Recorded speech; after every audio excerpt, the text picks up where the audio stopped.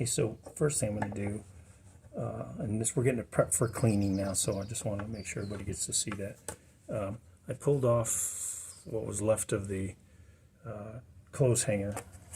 That's where you would hang the clothes on there, and that actually had a little, if you can see that little hole there, it's actually had a little peg that went in there, but it's just, you know, plastic here in Arizona, it gets eaten away. So I've got to get a little probe and push that out, and then I'll replace that. So let's see, top trim, I think I'm going to put this in a bag. Rear trim top, and I'll put it in its own little bag inside the top where the tops go. So.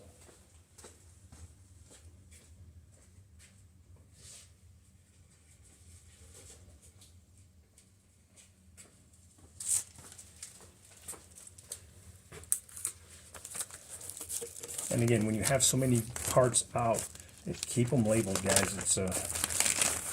It's keeping organized. Although I'm not organized in everything I go. If you go see my office, you're going, oh, wow. Even though I tell my kids to stay organized in class, especially with their notes. I'm organized when it comes to my car parts. How's that? All right, so cleaning this is a simple process. You got to have the right stuff. All right, so again, this is what I'm using. I'm going to have to get more of this because I got a lot more cleaning to do. This is a Duplicolor premium cleaner, grease and wax remover. It takes off everything, and you'll see that here in a minute. You'll see how dirty this is and how clean it gets it. This has a texture, so I want to make sure that I keep the texture looking good. I got to see where I can get that so you guys can see it. Need a monitor. Anyway, you can see how dirty and awful that is right there. And so I'm going to go ahead and clean even this piece here. You can see that that's pretty grungy right there. All right, so you don't need to use a clean rag, but I usually wash my rags. And so clean ones are always available. Oops. And it doesn't get any better than just putting it on the rag. And I soak it pretty good. Put the top back on because it evaporates pretty fast. And then we'll just rub it on here.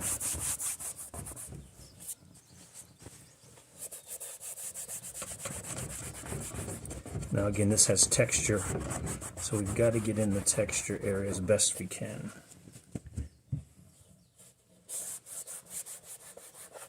And you can see that's coming off here pretty good. Hopefully you can see the corner there.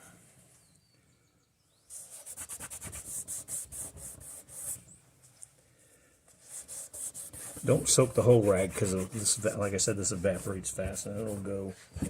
You can see how much crap's coming off that. You'll waste it because it'll just evaporate fairly quickly. And you probably should use gloves if you have sensitive skin. I don't. After years of working in my dad's body shop and just generally working with harsh chemicals, mainly for hobbies.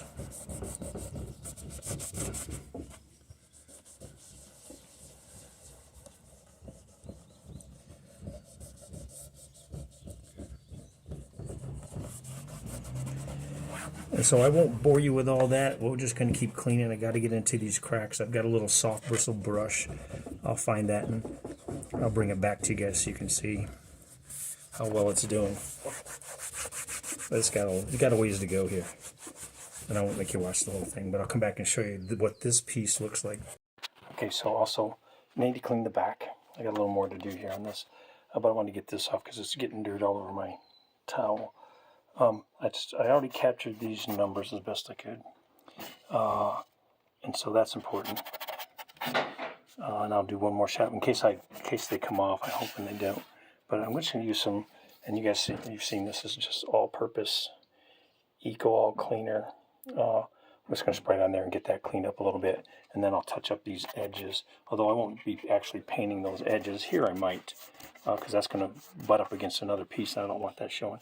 That looks like glue. That's not coming off. And again, this is plastic covered with a thin vinyl veneer type thing. So let me get that done, and we'll notice that's a 71, that's a 4, that's a 61 or 19. Can't tell, looks like a 6. But we'll clean this all up, and then they'll be ready to paint. Okay, much cleaner. What you see here is just glue residue for how they glued that on. I mean, they weren't very careful. Of course, they didn't have to be because no one's seeing that. But you can see that's a lot cleaner than it was. Got a couple places to touch up here. But this is stained really good, so I'm not going to be able to get that all out. And you got to be careful if you're using anything abrasive other than a rag. I have a soft brush I used to try to get in there, but you have to be careful. You don't want to scrub out the texture. You want the texture to still stay in there, and I think you can see the texture in the spots. All right, so touch this up a little bit, and then I'll get on to the other pieces, and I'll show you what they look like after they're clean. All right, so here is the driver's side. That's the rear roof trim, and that's pretty awful. We'll get that cleaned up here quick. Okay, so you can see this is a lot cleaner. It's not perfect, but it doesn't need to be. Although I did notice something when I was taking it off, that this corner seemed a little weak. And then I noticed it's got tweaked a little bit. And I can wobble it. And there's a small crack back here where the screw goes. So what I'm probably going to do is have a little epoxy. I think I'll spread in there. I don't know if you can see the crack. Maybe you can, maybe you can't. There you go. And because I don't want just this holding it on, so I'm going ahead and slap some epoxy on there. Make sure I don't fill the screw hole. Say that 10 times fast.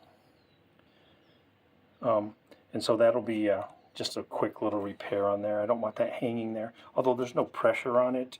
But I do just want to put a little something on there to sure that up so it doesn't just snap off. And so that's pretty well clean. I've got the T-bar to go next. And then we'll get ready and get them some paint, some stain. All right, so this is the top that goes across the front. Again, it's got a break there. This is all rubber, but what I noticed when I thought I saw some rust, I did. It's a little bit right there because there's a metal plate that kind of holds this together. This one's covered well on this end, but that one's not. So I got a little rust inhibitor. I think I'll just put it on there, and then I'm going to go ahead and clean this whole thing up. So, and that should keep it from getting any more rust. You can see a little bit of the metal there. So we'll get that cleaned up. I'll make sure I grab the numbers. Again, this is 1976. Can't quite read that. And I can't read that. And then, of course, up here it says something about Canada and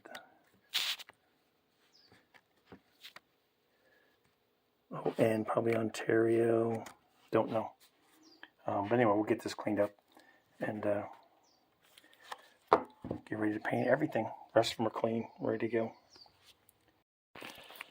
Okay, so I found it best to do it in the direct sunlight. It dries really quick. I'm not going to be able to show you the painting, but you just put it on even strokes.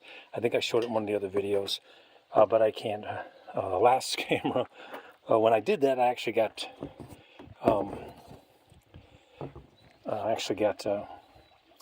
everything coated with, including the camera, with overspray, so I won't be doing that with this.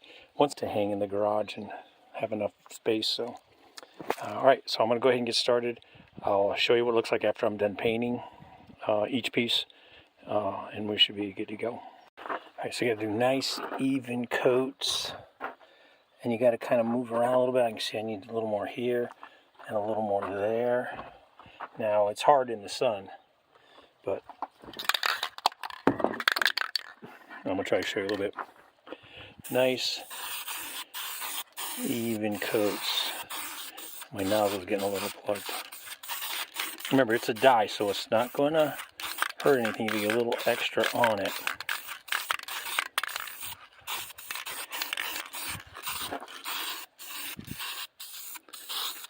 Nice even strokes across the top.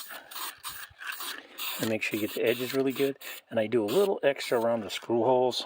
Of course, I don't have to do on that one, but. And then all the edges.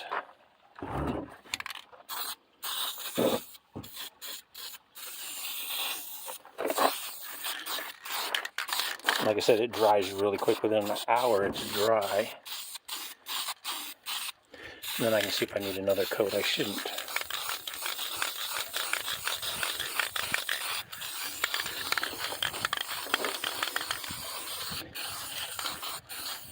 Luckily, today's one of the less breezy days here in Arizona.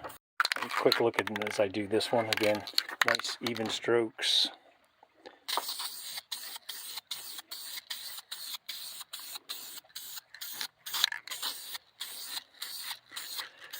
See the little bit of bubbling? That means I've got a little bit of stuff still on there, but it'll dry and eventually cover.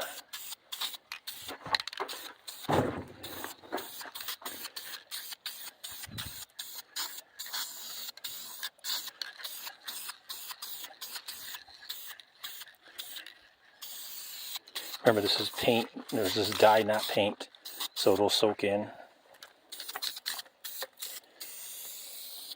Edges. Now this one, because it's bubbling up, I'm going to let it go for a little bit and come back and touch it again. And it'll just dry right here. Ends.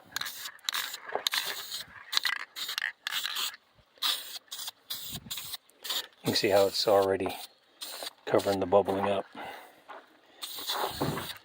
But again, it's dye, so it's going to soak in. It's not going to lay on top, and it's not going to chip. We'll let that sit for a minute or two. Notice you can still see the texture.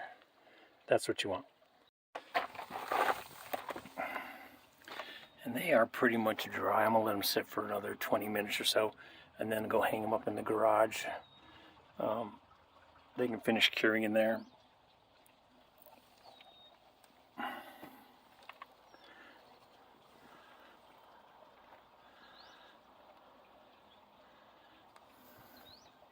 That one might need a little hit again here in the middle. I might do that before I put those away yet. Okay, there they are, looking good. I'm going to hang them, let them set a little bit longer, but they look really, really good. Still got the split in there, that's not going to go away. And then the other ones are finished hanging to dry. And they all seem to come out really, really good as well. And so probably the next episode I'm going to put it all back together, including the passenger side. Still got the trim in the back around the rear window to do. Still got the A-pillars to do. Still got the big dog legs on the side to do. I'm not sure I'm going to tackle those. Probably have to pull the seats out to get them out. I can't remember. Maybe not. And then interior's going to be mostly done. The dash is the new dash. I'm waiting on that. And then pretty much it'll be ready to go. Then eventually it's going to need a paint job, but we're getting there.